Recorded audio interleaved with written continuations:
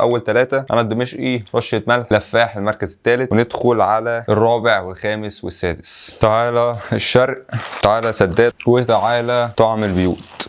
هو كقيمه مقابل سعر اكبر واحد جه النهارده اصلا جه طعم البيوت، ومتقرمش كويس، محطوط على الجريل كويس، فملسوع كويس على البتاع. دول معاهم توميه وده معاهم مخلل، وهياخدوا نفس الحاجه، هياخدوا نفس الخدمه ونفس الباكجينج. ويبقى فاضل معانا السعر بقى معانا ده 80 50 ده 65. السعر ندي الشرق 2 وندي سداد 3 وندي طعم البيوت 3 نفس السعر، لان فرق 15 جنيه يعني.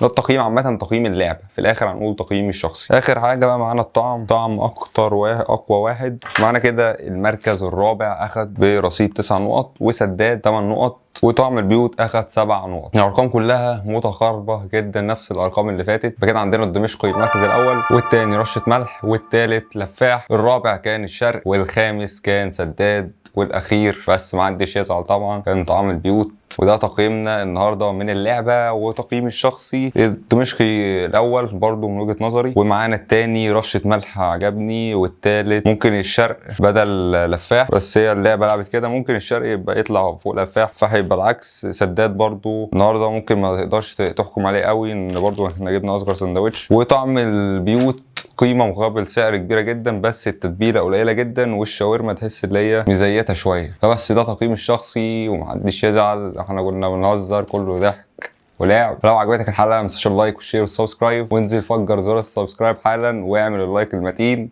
وانتظرونا في الفيديوهات ان شاء الله الجايه، ونشوفكم في حلقه جديده على خير. سلام.